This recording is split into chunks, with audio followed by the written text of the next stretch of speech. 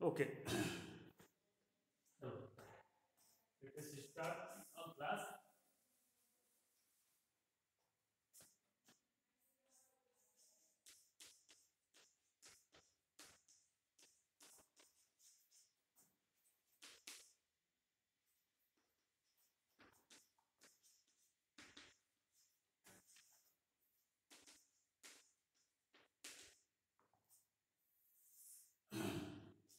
देखो, कल जो है मैक्सिमम प्रॉपर्टी ऑफ जो थ्री इलेक्ट्रिक फील्ड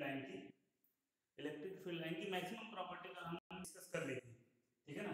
लेकिन कुछ प्रॉपर्टी है, एक दो इंपॉर्टेंट पॉइंट जो मैं लास्ट में बताया था आपको, उसको रिमेंबर रखना है। एक बार मैं रिकॉल कर देता हूँ आपको तेजी से ना। जैसे आप पहली प्रॉपर्टी क्या था, इलेक्ट्रिक फील्ड लाइन दिया हुआ है। जैसे ये कोई इलेक्ट्रिक फील्ड लाइन है, ये इलेक्ट्रिक फील्ड लाइन है। आपने देखा था इलेक्ट्रिक फील्ड लाइन होता क्या है। Electric field line, this is concentrated to study the nature of electric field. किसी भी इलेक्ट्रिक फील्ड के नेचर को हम स्टडी करने के लिए इलेक्ट्रिक फील्ड लाइन के थ्रू हम उसके नेचर को स्टडी करते हैं, कैसा नेचर है उसका इलेक्ट्रिक फील्ड का, ठीक है ना। तो जैसे यहाँ पे देखा था पहला पॉइंट इलेक्ट्रिक फील्ड लाइन है।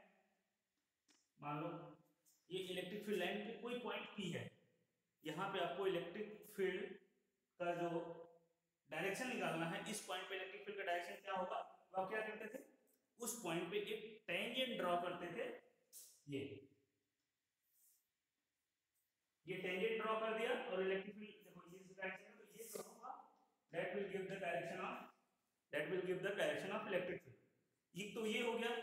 और दूसरी प्रॉपर्टी क्या थी, दूसरी प्रॉपर्टी ये थी कि जहां पे इलेक्ट्रिक फील्ड लाइन पास पास में होंगी वहां पे इसकी इंटेंसिटी ज्यादा होगी, और जहां पे दूर होंगी वहां पे इंटेंसिटी कम होगी। जैसे आपने देखा है इलेक्ट्रिक फील्ड लाइन ऐसे है कोई,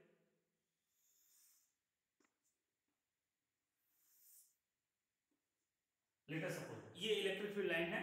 जैसा कि आपने देखा था यहाँ पे पॉइंट है, एक पॉइंट मान लो यहाँ पे है, एक पॉइंट यहाँ पे है, ए बी सी, ये तीन पॉइंट है। ये इलेक्ट्रिक फील्ड लाइन है, ऐसे बनी हुई है इलेक्ट्रिक फील्ड लाइन। ये तीन पॉइंट ए बी सी, इन तीनों पॉइंट पे आपसे पूछ दिया गया कहाँ पे इलेक्ट्रिक फील्ड ज्यादा है ना, इलेक्ट्रिक फील्ड की इंटेंसिटी कहाँ पे मैक्सिमम है, कहाँ पे मिनिमम। तो आप देखेंगे ये इलेक्ट्रिक फील्ड लाइन जहाँ पे क्लोज होंगी, पास पास में होंगी, वहां पे इलेक्ट्रिक फील्ड की इंटेंसिटी जो है वो ज्यादा होगा। और जहां पे ये फार अवे होंगी, मतलब काफी दूर दूर होंगी, वहां पे इलेक्ट्रिक फील्ड की इंटेंसिटी कम होगी। तो यहाँ पे आप देख रहे हैं, साफ दिख रहा है आपको कि इलेक्ट्रिक फील्ड जो है उसकी इंटेंसिटी ए पे ज्यादा होगी, उसके बाद बी पे, उसके बाद सी पे सबसे कम होगी, क्योंकि यहाँ पे देखो इलेक्ट्रिक फील्ड लाइंस जो है काफी दूर दूर है, ठीक है ना। अच्छा, ठीक चल रहा है सब, अभी कोई नहीं आ रहा, ठीक है, कोई डिस्टर्बेंस नहीं। अगर आपको कोई प्रॉब्लम होगी ना, क्योंकि मैं स्क्रीन नहीं देख रहा हूँ, मैं ना इधर बैक साइड हूँ, तो कोई दिक्कत होने से अनम्यूट करके बोल सकते हो, एक सिंगल हो एक साथ नहीं, ठीक है ना।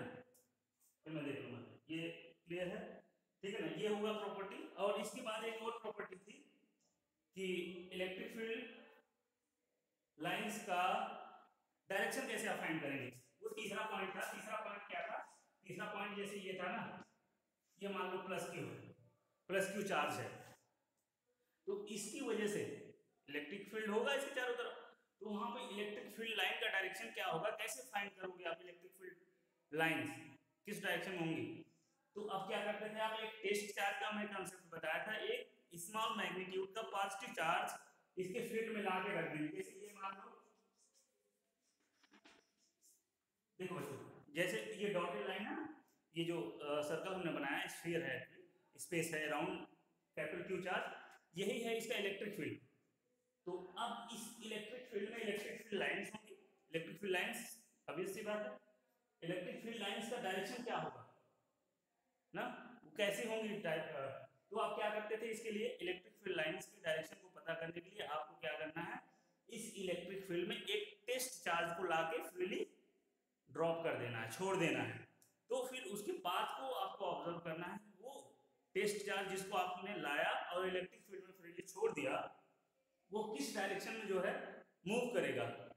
जिस पाथ पे वो मूव करेगा आपका फ्री चार्ज, टेस्ट चार्ज जो है फ्रीली जो आपने ड्रॉप किया इस फील्ड में, वही पाथ जो है रिप्रेजेंट करेगा उसका इलेक्ट्रिक फील्ड लाइंस।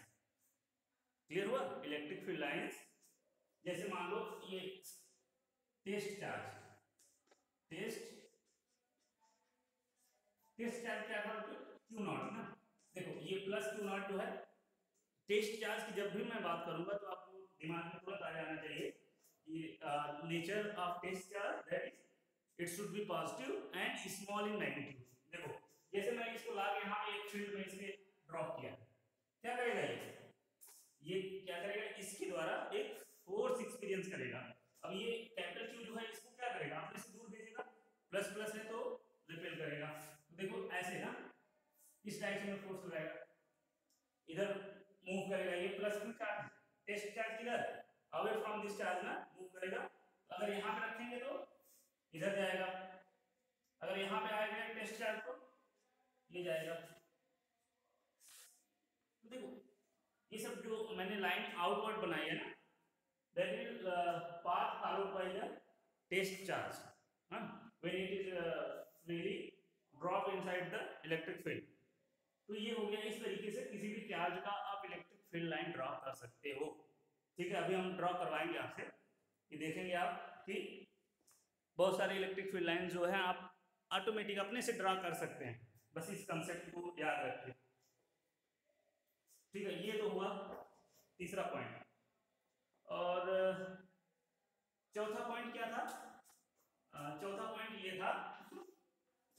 ये था कि ये इलेक्ट्रिक फील्ड लाइंस जो है वो कभी एक दूसरे को इंटरसेक्ट नहीं करती। These electric field lines never intersect to each other।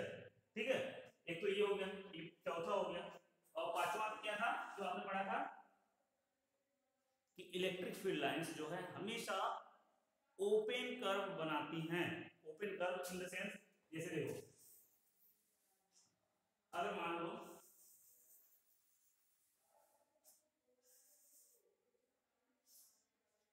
भाई ये तो आपने देखिए प्लस क्यू की वजह से चार्ज बना दिया।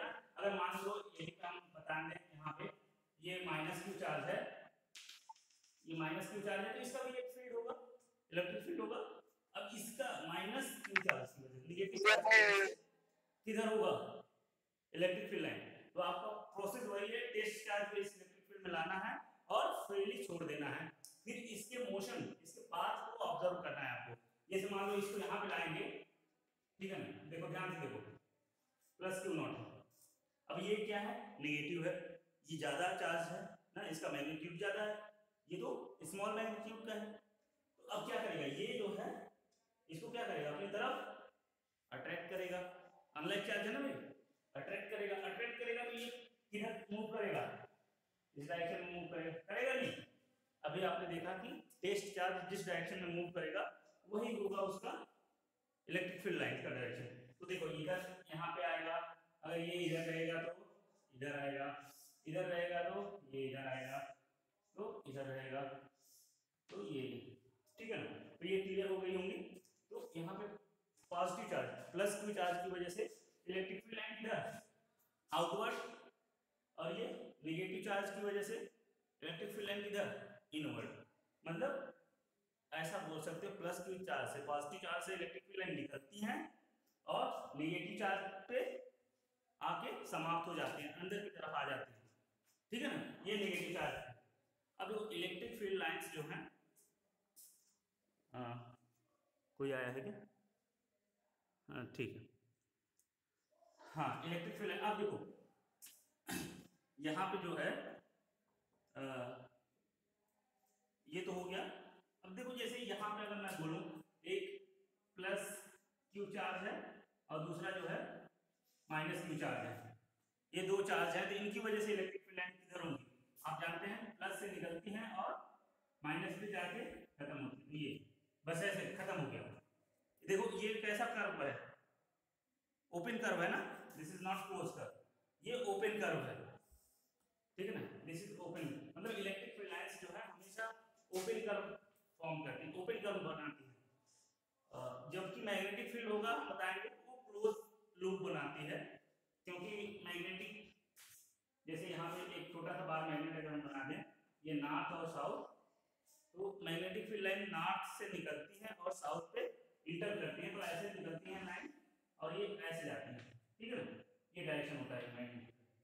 लेकिन ये आउटसाइड द मैग्नेट है, इनसाइड द मैग्नेट ये क्या करती है, ऐसे साउथ से नॉर्थ की तरफ। तो देखो ये जो है लूप कैसा है, क्लोज लूप है ना, क्लोज कर्व, और ये कैसा है, ओपन कर्व है। तो इसीलिए मैं बोल रहा हूँ इलेक्ट्रिक फील्ड लाइन, ये जो है इलेक्ट्रिक फील्ड लाइंस हैं और ये मैग्नेटिक फील्ड लाइंस, ठीक है ना, ये इलेक्ट्रिक फील्ड लाइंस हैं और ये मैग्नेटिक फील्ड लाइन। तो मैग्नेटिक फील्ड लाइन हमेशा क्लोज कर्व बनाती है, इलेक्ट्रिक फील्ड लाइन हमेशा ओपन कर्व बनाती है, ठीक है। अब देखो एक और यहाँ पे पॉइंट है जिसको हम डिस्कस करते हैं तो अच्छा रहेगा।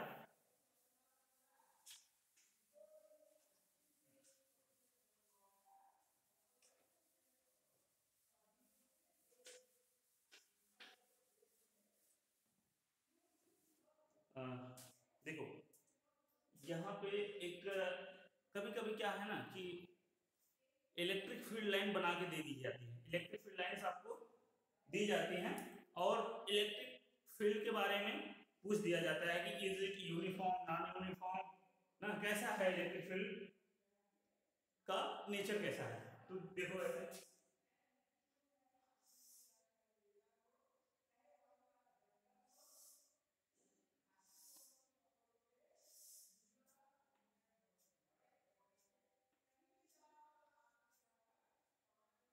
हाँ देखो भाई ये जो है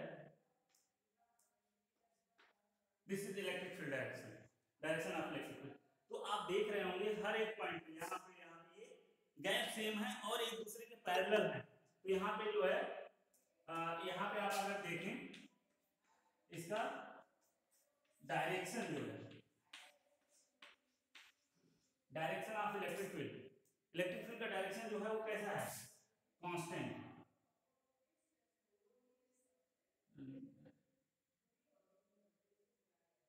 इसको ऐसे लिख सकते हैं ना, इलेक्ट्रिक फील्ड जो है उसका डायरेक्शन कैसा है, कांस्टेंट, मतलब एक ही डायरेक्शन है। और इसका मैग्नीट्यूड, ये क्या है, मैग्नीट्यूड है भाई ना, मॉड हमने लगा दिया तो मतलब क्या है, इलेक्ट्रिक फील्ड का मैग्नीट्यूड, ये भी क्या है, कांस्टेंट है। देखिए मैग्नीट्यूड कैसे कांस्टेंट है, क्योंकि ये सभी electric field line equally separated हैं, ठीक है ना। जैसा कि अभी इसके पहले देखा था ना ए बी सी, कहाँ पे इलेक्ट्रिक फील्ड ज्यादा थी, जहाँ पे डेंस थी, और कहाँ पे कम थी, जहाँ पे दूर दूर थी। यहाँ पे ऐसा कुछ है क्या, यहाँ पे कम है यहाँ ज्यादा, ऐसा कुछ नहीं है।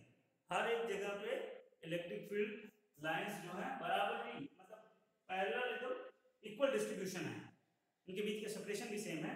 तो इस टाइप के इलेक्ट्रिक फील्ड को हम क्या बोलेंगे, क्या बोलेंगे भाई, uniform electric field, uniform electric field, ठीक है ना, क्या बोलेंगे, यूनिफॉर्म इलेक्ट्रिक फील्ड। इसको याद रखेंगे आप, क्योंकि यहाँ पे डायरेक्शन और ये सेम है। अगर मान लो यहाँ पे ऐसा है,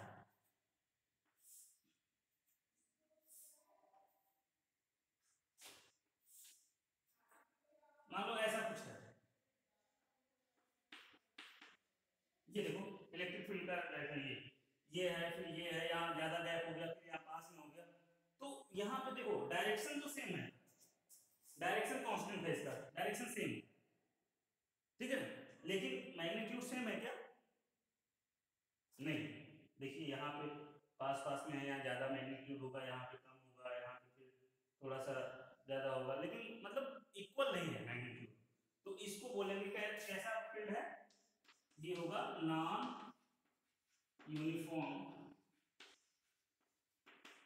इलेक्ट्रिक फील्ड, ठीक है ना, ये कैसा फील्ड होगा, नॉन यूनिफॉर्म इलेक्ट्रिक फील्ड, ठीक है।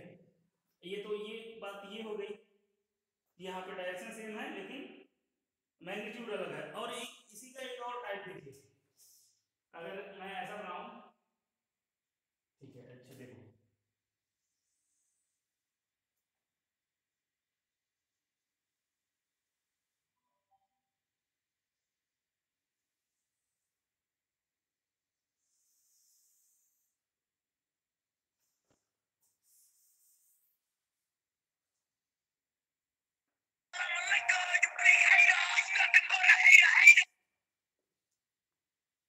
ये म्यूजिकल ब्रांड कौन आ गया भाई?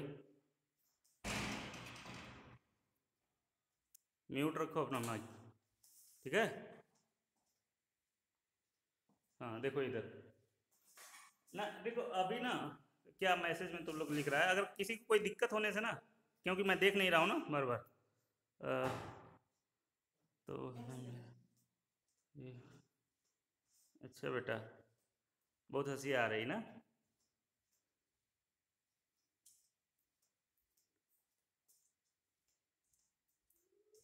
चलो ठीक है, कोई दिक्कत होने से ना तो अनम्यूट करके वैसे कैमरा थोड़ा ऊपर करिए सर।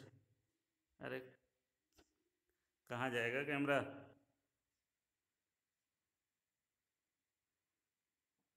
ठीक तो है?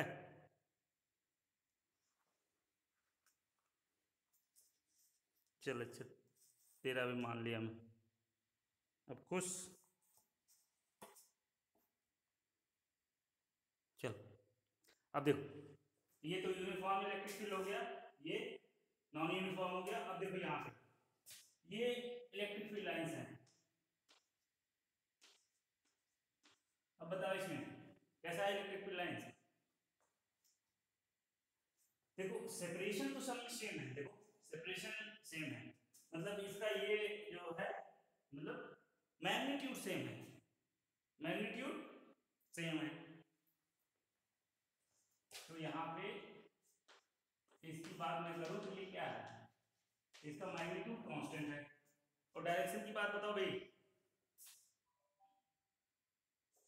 डायरेक्शन यहाँ पे अगर तुमसे डायरेक्शन पूछा जाए, यहाँ पे ये डायरेक्शन होगा ना, यहाँ पे टेंजेंट ड्रा करोगे, यहाँ पे ये होगा, यहाँ पे ये होगा, सॉरी यहाँ पे ऐसे टेंजेंट ड्रा करो, हर एक पॉइंट पे डायरेक्शन इसका अलग अलग हो रहा है, तो डायरेक्शन कंटिन्यूअस चेंज हो रहा है, डायरेक्शन कंटिन्यू चेंज हो रहा है।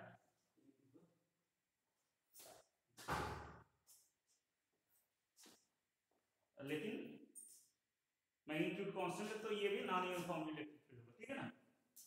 तो ये हो गया uniform and non uniform electric field, ठीक है? इलेक्ट्रिक फील्ड के बारे में आपने इलेक्ट्रिक फील्ड लाइन को कैसे आप देखेंगे वो हो गया, ओके?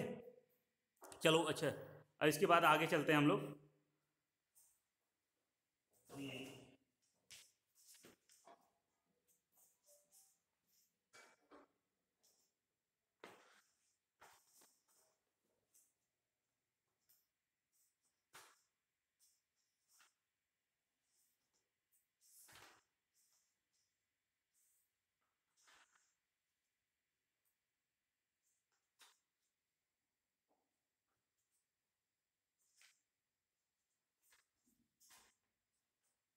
चलो ठीक है,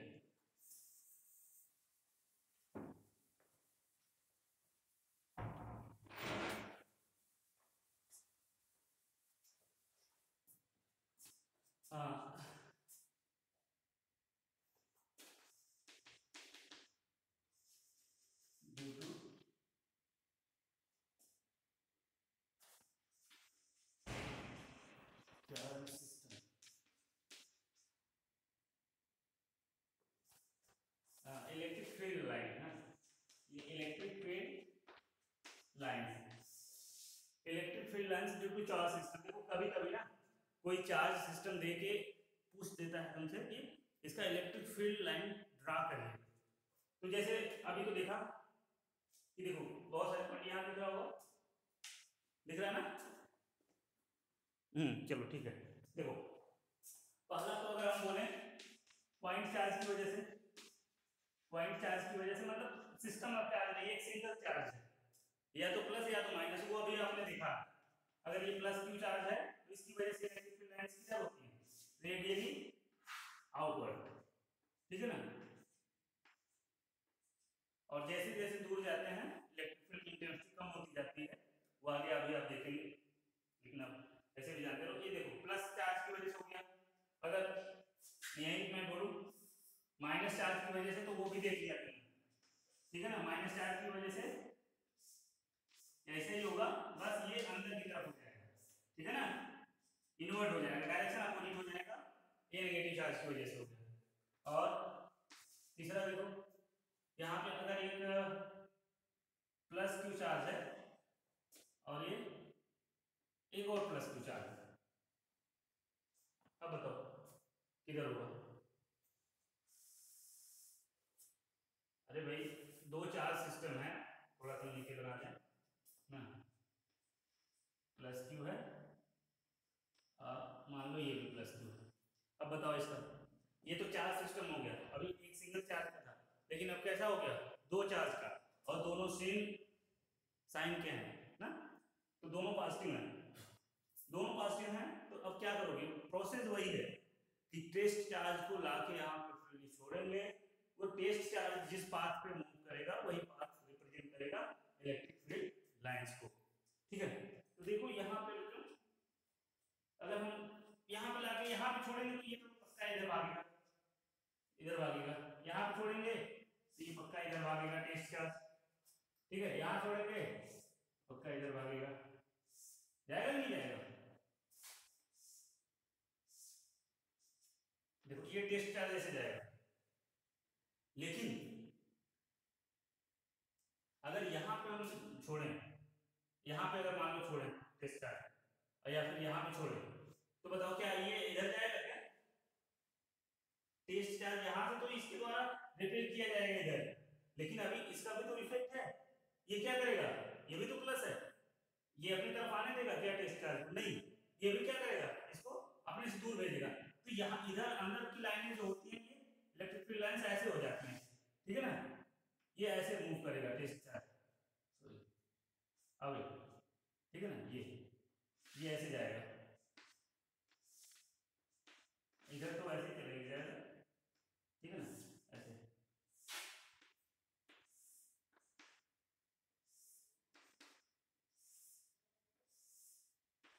ये ध्यान रखना, ये never intersect to each other. देखो क्योंकि बीच में रखोगे तो ये भी प्लस है, ये भी प्लस, दोनों जो है टेस्ट चार्ज को अपने से दूर भेजेंगे, तो ये अगर इधर भेजा जाएगा तो ये इस चार्ज को क्या करेगा? ये इस चार्ज अपनी तरफ नहीं आने देगा, इसको डिफ्लेक्ट कर देगा इधर।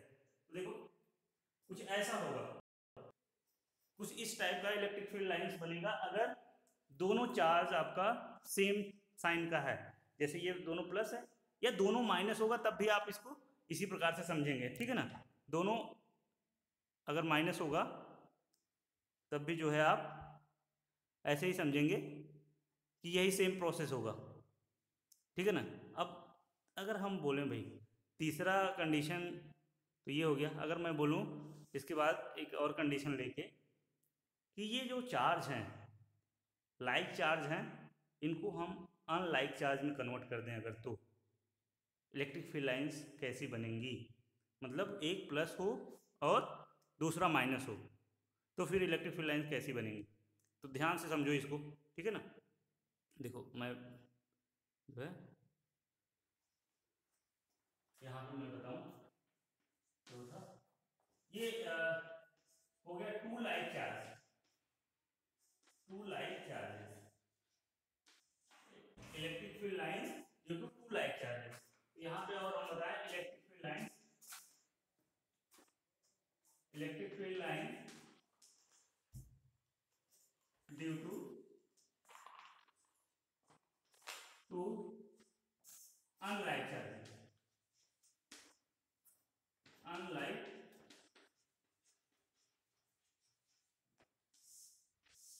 Electric field lines due to two unlike charges.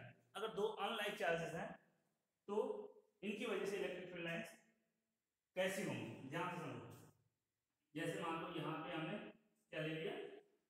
Plus q charge. अब अनलाइक चार्ज हमने लिया तो दूसरा कैसा होगा? माइनस क्यू चार्ज, ठीक है ना? दिख रहा होगा, ठीक है? प्लस क्यू चार्ज और ये माइनस क्यू चार्ज हो गया। और देखो अब इनकी वजह से इलेक्ट्रिक फील्ड लाइंस कैसी होंगी? आपने देखा अभी कि वही सेम प्रोसेस होगा कि टेस्ट चार्ज को लाके ड्रॉप करेंगे फ्रीली, वो जिस डायरेक्शन में मूव करेगा वही होगा इलेक्ट्रिक फील्ड लाइंस का डायरेक्शन।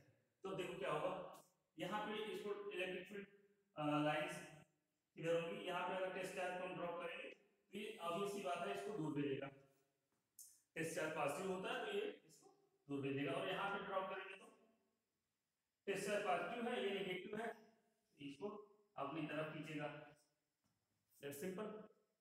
और मान लो यहाँ पे करेंगे, ये क्या करेगा, अपने से दूर भेजेगा। यहाँ पे करेंगे तो ये अपने से दूर भेजेगा। सेम प्रोसेस में यहाँ पे करेंगे तो ये अपनी तरफ खींचेगा। यहाँ पे करेंगे, ये नेगेटिव चार्ज है तो अपनी तरफ खींचेगा। और यहाँ पे बीच में कहीं करेंगे, देखो बताओ, बीच में करेंगे तो ये प्लस है, ये अपने से दूर भेजेगा, ये नेगेटिव है अपनी तरफ खींचेगा। इलेक्ट्रिक फील्ड लाइंस किधर होगी, बताओ भाई, ये नेगेटिव चार्ज है, होगा क्या, ऐसा होगा ना, ये इलेक्ट्रिक फील्ड लाइंस होंगी, ये प्लस है, इधर होगा इलेक्ट्रिक। और मान लो यहाँ पे, यहाँ पे कहीं छोड़ दिया, मान लो यहाँ पे छोड़ दिया, ध्यान से समझो इस पॉइंट को, इस पॉइंट को ध्यान से समझो। अगर मान लो यहाँ पे छोड़ दिया हमने टेस्ट चार्ज को, अब क्या करेगा, ये जो है प्लस चार्ज है तो इसको क्या करेगा, अपने से दूर भेजेगा, इधर भेजेगा, भेजेगा नहीं, ये इधर भेजेगा। और ये जैसे ही टेस्ट चार्ज यहाँ पे दिखेगा इसको ना, इधर जाता हुआ, तो ये क्या करेगा, नेगेटिव चार्ज है, ये क्या करेगा, अपनी तरफ इसको खींच लेगा। तो कैसा होगा इलेक्ट्रिक फील्ड लाइंस का डायरेक्शन, ऐसा हो जाएगा क्या, होगा नहीं होगा भाई, होगा, ठीक है ना। तो सेम नीचे भी ऐसे ही होगा, देखो फिर इधर अगर जाएगा तो ये ऐसे होगा, ऐसे होगा,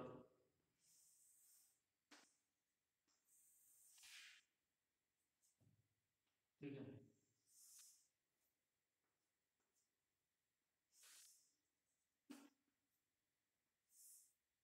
यहाँ से आओ, देखो डायरेक्शन अगर थोड़ा सा इधर उधर होगा ना, एरो बहुत इंपॉर्टेंट है, इसको याद रखना, इधर इन्वर्ट होगा, ठीक है ना, माइनस साइन, ये नेगेटिव चार्ज है ना भाई, माइनस इसमें छुप गया, तो नेगेटिव चार्ज है ये, ठीक है।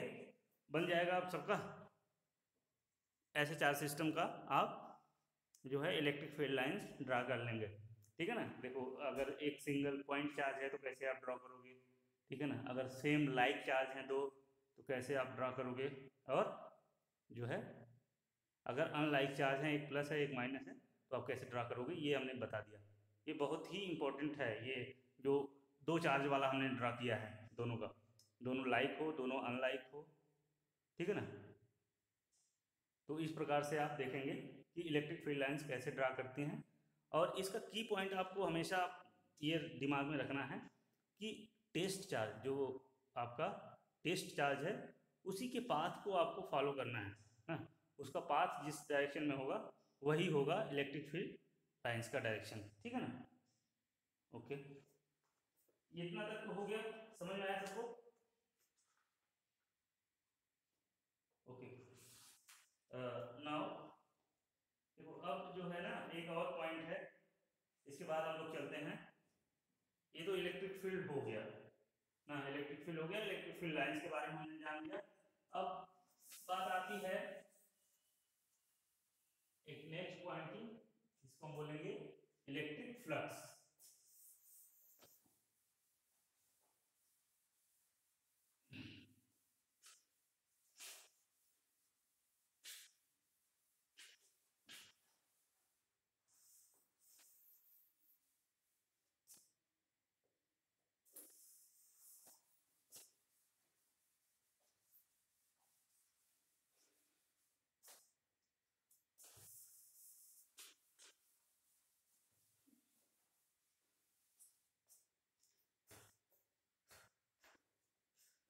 चलो ठीक है, अब हम थोड़ा सा आगे करते हैं, करते हैं इलेक्ट्रिक फ्लक्स।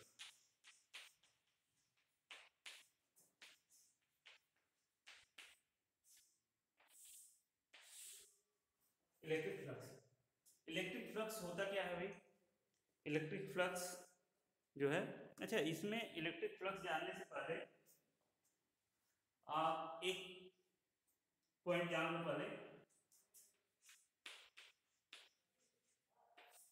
अच्छा ये बताओ, एरिया क्या होता है, वेक्टर या स्केलर, कमेंट बॉक्स में लिखो जरा, इसको मालूम है एरिया क्या होता है, वेक्टर या स्केलर। हम कमेंट बॉक्स आपका देख रहे हैं, बताइए एरिया क्या होता है।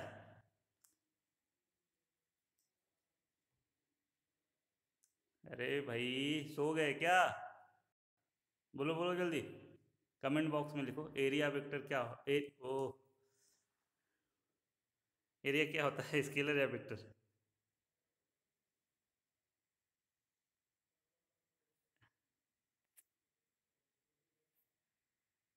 हाँ,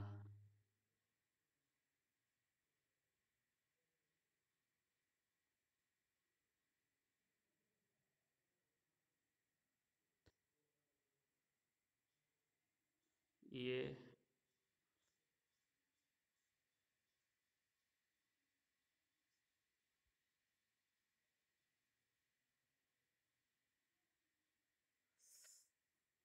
अच्छा भाई, ठीक है, इसको हम ना अभी थोड़ा सा अनक्लियर हो रहा है, रुको क्लियर करते हैं अभी हम। ठीक है, अब है सही।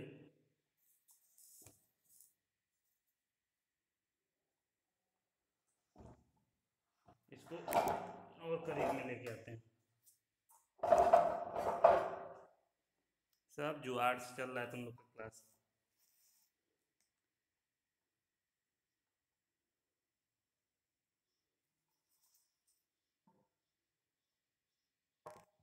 हाँ, आई थिंक अब क्लियर हो गया होगा। चलो, हाँ सही है। एरिया जो है एक वेक्टर क्वांटिटी होती है, तो इसी को हम बोल दिए एरिया वेक्टर, ठीक है ना? Area vector. और इसका डायरेक्शन किधर होगा? जैसे ये मान लो कोई सरफेस है, let us suppose this is surface, ये कोई रेक्टेंगुलर सरफेस है। तो अगर इसका मैं पूछूं आपसे एरिया क्या होगा, तो आप सिंपली कैलकुलेट कर लेते हो लेंथ इनटू ब्रेथ, ठीक है ना? वो क्या हो गया, वो इसका मैग्नीट्यूड बताएगा, लेंथ इनटू ब्रेथ। अगर ये वेक्टर होगा तो इसका डायरेक्शन भी होगा, होगा नहीं होगा? तो डायरेक्शन क्या होगा? Direction that will always perpendicular to the surface. ये एक है ना, एक है मतलब डायरेक्शन ऑफ एरिया मीटर, तो वो सरफेस के हमेशा नॉर्मल होगा। जैसे मैं अगर आपको बताऊं, जैसे मान लो ये सरफेस है, ठीक है ना? ये सरफेस है। अगर इसका एरिया वेक्टर मैं पूछूं आपको ना, तो एरिया का मैग्नीट्यूड क्या बता दूंगा?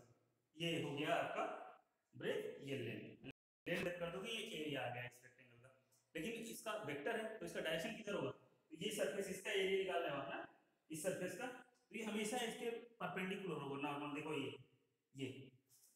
ये ऐसे, ये जो डायरेक्शन होगा, ये चौकट जो डायरेक्शन है, that is direction of area vector. वही मैंने बताया है यहाँ पे, ऐसे ऐसे रख दिया फिर, और ये जो है this is the direction of area vector. Area vector जो है हमेशा सरफेस की जो है वो परपेंडिकुलर होता है ना। तो आ,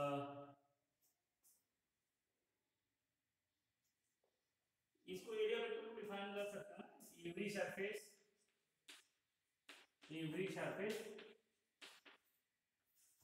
can be represented by can be represented by a vector whose direction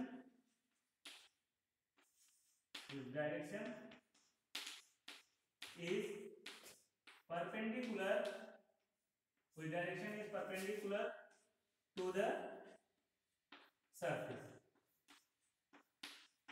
surface के हमेशा नॉर्मल होगा, परपेंडिकुलर होगा, ठीक है ना? और मैग्नीट्यूड जो होगा, magnitude is area of that surface, and magnitude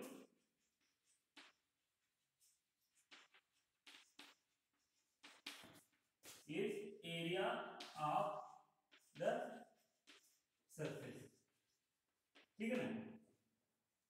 length into breadth, वो उसका मैग्नीट्यूड होगा, और डायरेक्शन जो है हमेशा परपेंडिकुलर होगा। देखो, ये तो हो गया जैसे प्लेन सरफेस है। तो अगर मैं बोलूं कर्व सरफेस है भाई, कर्व सरफेस है मतलब मान लो ऐसा है, ऐसा कोई सरफेस है,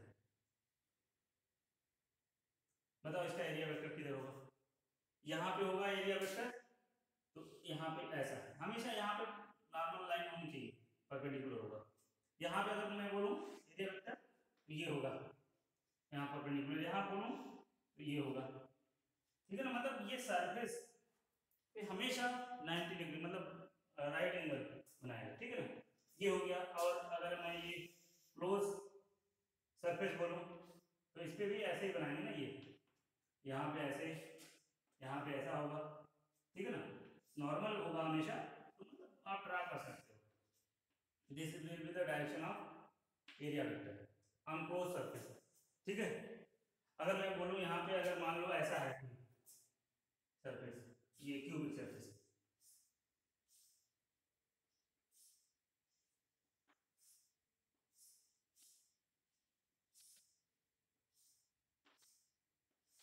ये तो बहुत बनाते हो तुम लोग ना, देखो, ठीक है, ये बन गया। मैं यहाँ पे एरिया वेक्टर बोलूँ तो यहाँ पे इस सरफेस पे किधर होगा, ये इस सरफेस पे इधर होगा नॉर्मल, और इस सरफेस पे इधर होगा, ठीक है ना, ये हो गया नॉर्मल। और मैं इस सरफेस पे बोलूँ, नीचे वाले सरफेस पे अंदर, इधर वाले सरफेस पे बाहर, मतलब हर एक सरफेस पे अलग अलग होगा, ठीक है ना। ओके, अब मैं आता हूँ इस पे इलेक्ट्रिक फ्लक्स पे। ये एरिया वेक्टर का यूज होगा इसमें, इसलिए मैं इसको थोड़ा सा आपको समझा दिया। अब देखो इलेक्ट्रिक फ्लक्स क्या होता है, आई थिंक ये हो गया होगा। अच्छा ठीक है, हम इसको थोड़ा सा ऐसे करके यहीं पे बताते हैं, आई थिंक इधर दिख रहा होगा ना आपको, चलो ठीक। तो अब देखो इलेक्ट्रिक फ्लक्स क्या होता है, कि इलेक्ट्रिक फ्लक्स जो है वो मान लो, अच्छा ठीक है, मैं एक फिगर लेके एग्जांपल लेके पहले आपको समझा दे रहा हूँ, इसके बाद इसका डेफिनेशन जो है हम बताएंगे। तो मान लो ऐसा है,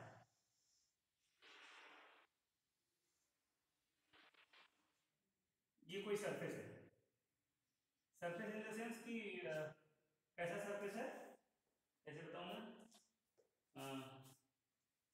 जैसे मान लो ना ये रेक्टेंगुलर है, ऐसे सरफेस है, ये सर्कुलर है ना, डिस्क टाइप का है, तो ये ऐसे ही रखा हुआ है, ऐसे, इसको ऐसे तो बना नहीं सकते, इसलिए ऐसे बनाया हमने, ऐसे रखा हुआ है। और इलेक्ट्रिक फील्ड लाइन इसमें से अंदर से ऐसे पास हो रही है, इलेक्ट्रिक फील्ड लाइन देखो, 1 2 3 4, ये इलेक्ट्रिक फील्ड लाइन है, इलेक्ट्रिक फील्ड लाइन है, ठीक है ना। अगर मैं यहां पे बोलूं आपसे, ठीक है ना, इलेक्ट्रिक फील्ड लाइंस, ठीक है, number of electric field lines 4 है। अच्छा ठीक है, मान लो कि ये तो नॉर्मल हो गया ना, एक जनरल डायरेक्शन हम लेके बता रहे हैं, तो ये बस एक बार डेफिनेशन देख लो, इसके बाद ये फिगर क्लियर होगा। डेफिनेशन क्या कहता है, electric flux through any surface, electric flux through any surface is equal to the number of electric field lines passing through that surface normally.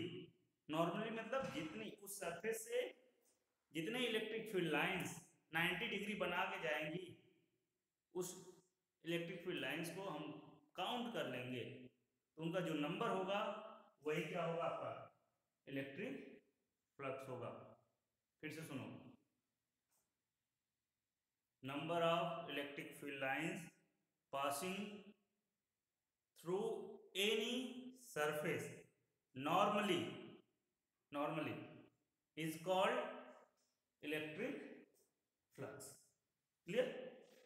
जैसे मान लो कि ये नॉर्मली अगर पास कर रही होंगी, अगर ये फिगर 3D है इसलिए ऐसा नहीं, जैसे मान लो ऐसा नॉर्मली पास कर रही है इलेक्ट्रिक फील्ड लाइन से, ये है, ये तो नॉर्मली ही पास कर रही है भाई, क्योंकि हमने बताया ना ये ऐसे है, ये ऊपर निकला हुआ है, ऐसे ये सरफेस, ऐसे इस सरफेस नॉर्मली तो पास कर रही है ऐसे, ये कैसा है, नॉर्मल है ना। तो ये सभी, तो यहाँ पे इलेक्ट्रिक फ्लक्स की बात करूं मैं, इलेक्ट्रिक फ्लक्स कितना होगा, 1 2 3 4, इलेक्ट्रिक फ्लक्स क्या होगा 4। देखो इसको 5 से हम रिप्रेजेंट करते हैं, इलेक्ट्रिक फ्लक्स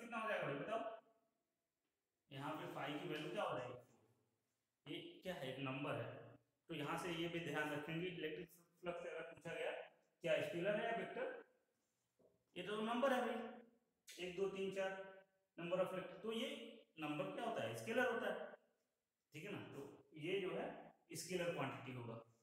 अब देखो ये तो हो गया सिंपल कि अगर इलेक्ट्रिक फील्ड लाइंस नॉर्मल जा रही हैं तो कितना होगा इलेक्ट्रिक फ्लक्स।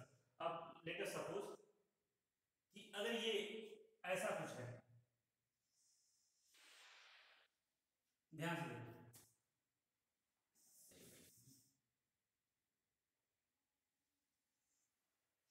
ठीक है, ऐसा ही सरफेस, यही सरफेस है ऐसे। अब यहाँ पे इलेक्ट्रिक फील्ड लाइंस जो मैं बोल रहा हूँ वो नॉर्मली पास ना करके ऐसे पास कर रहे हैं।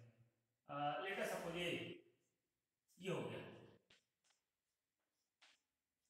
ये है इलेक्ट्रिक फील्ड लाइन, नॉर्मली नहीं पास कर रहे, ये तो नॉर्मल डायरेक्शन हो गया, लेकिन वो ऐसे पास कर रही है। फिर आप इलेक्ट्रिक फ्लक्स कैसे निकालोगे, क्या करोगे, तो ध्यान दो ये क्या हो गया, इसका नॉर्मल डायरेक्शन क्या हो गया, नॉर्मल डायरेक्शन को पहले ड्रॉ कर लो, ये नॉर्मल डायरेक्शन हो गया, हो गया कि नहीं भाई, ये तो हुआ नॉर्मल डायरेक्शन। और नॉर्मल डायरेक्शन से हमने बताया कि ये थीटा एंगल जो बना के थीटा एंगल पे ये इलेक्ट्रिक फील्ड लाइंस पास कर रही हैं from the normal to the surface, ये नॉर्मल टू द सरफेस से डॉटेड लाइन उससे बना के इलेक्ट्रिक फील्ड लाइंस जा रही है। अब क्या होगा, इस इलेक्ट्रिक फील्ड लाइंस का कंपोनेंट आप रिजॉल्व कर लीजिए, इधर इधर क्या होगा, जो थीटा के साथ होता था कौन सा होता है cos कंपोनेंट ना, इधर हो गया e cos थीटा, बताओ भाई, इधर हो गया e cos theta, theta magnitude ही लिख रहा है, और जस्ट इसके परपेंडिकुलर इधर क्या हो जाएगा, बोल, e sin थीटा, ठीक है ना, e cos थीटा हो गया, e sin थीटा हो गया।